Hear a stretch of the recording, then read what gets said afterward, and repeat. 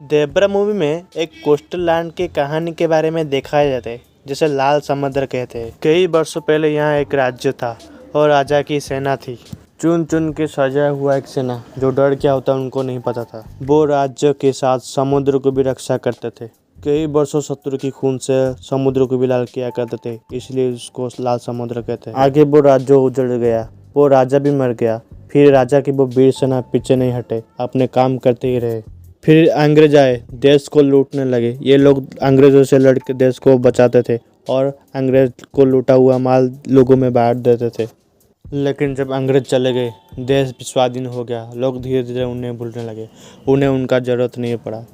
तो वो लोग कुछ करेंगे नहीं तो खाएंगे क्या। तभी कुछ बुरे लोग उनका भूख का फायदा उठा के समुद्र में भेज के गलत काम करवाने में मजबूर कर दिया। तब से वो लोग पूर्वजों की वीर कथा भूल के जो मिला वो काम करने लगे। लेकिन ये अभी ज्यादा दिनों के लिए नहीं था। देवरा को जब पता चला जो काम करते, जो हथियार देश में लाने के लिए मदद करते, उसकी वजह से बहुत ही मासूमों का जान जा रहा था। इसलिए देवरा वो काम करने के लिए मना कर देता है और लोगों को भी मना करता है वो काम करने के लिए। बोला कि मछली पकड़ के गुजारा कर लेंगे, लेकिन वो ऐसा गलत काम नहीं करेंगे।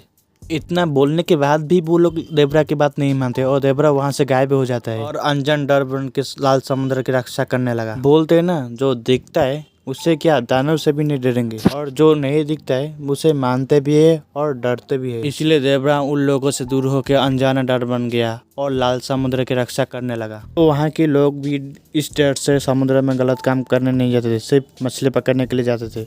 क्लाइमैक्स की ट्विस्ट पूरा गेम को बदल दिया। हमें पता चला देवरा का जो डर था वो बारह का सजा हुआ एक कहानी। दरअसल समुद्र की रक्षा असल में देवरा नहीं, उसका बेटा बारह कर रहा था। इंटरवल के बाद देवरा का जितना डर दिखाया गया था सब बारह का रचा हुआ एक कहानी था। देवरा की मौत के बाद पत्थर से लिखा हुआ लाइन से लेकर भेड़ा के अंदर देवरा के लिए जो ख्वाब था, इसीलिए बारह डरपोक जैसा नाटक कर रहा था।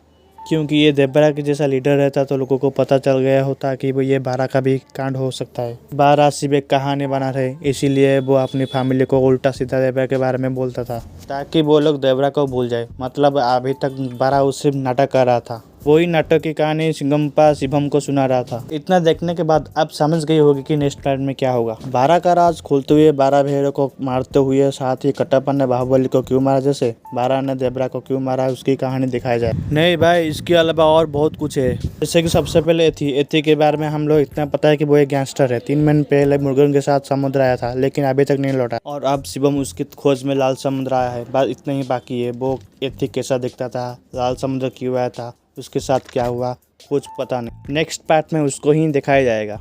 न्यूज आ रहा है कि बॉबी देओल नेक्स्ट पार्ट में देखने वाला है। हो सकता है मेकर ने चाहे तो एथी का रोल बॉबी देओल को दे सकते हैं। जाहिर सी बात है कि एथी एक गैंगस्टर है, वो भी मुर्गन के पास वेपन के लिए आया होगा। अभी देवरा की क्लाइमैक्स में बारह जो तबाही मचाई थी, ऐसा देखकर बहुत ही लोगों को समुद्र में उतरने के लिए मना किया होगा। एथी खुद इन लोग के साथ समुद्र में उतरने के लिए जिद किया होगा। ऐसा हुआ तो जरूर एथी और बारह के बीच एक कड़क फाइट देखने को मिलेगा। मेकर अगली बार बारह के सामने कमजोर विलेन को दिखाएंगे नहीं ना, इसीलिए एथी का रोल बॉबी देओल को दिखा सकते हैं। कहानी हमारी थ्योरी की मतलब गया तो आप हैरान मत होना।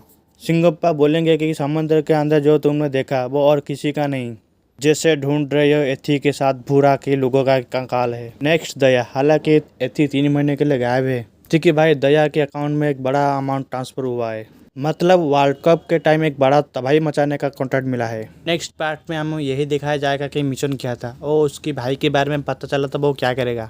नेक्स्ट मुर्गन और डीएसपी तुलसी। देवरा के भूकल के बाद वो लोग लाल समुद्र में जाने के लिए बंद कर देते। उसके बाद 12 साल के बाद के हो सकता है कि 12 साल के बाद 12 ये तबाही मचाने के बाद भी वो नहीं रुकने वाला। ठीक है, कॉन्ट्रैक्ट मिलने के बाद शायद वो फिर से गए होंगे, तो क्या होगा मुर्गा और तुलसी के साथ, नेक्स्ट पार्ट में हम वही दिखाया जाएगा। अगर आप ध्यान से सुना होगा शिवम का डायलॉग, तुलसी के पास जाते टाइम बोल रहा था कि मुर्गन मर चुका है।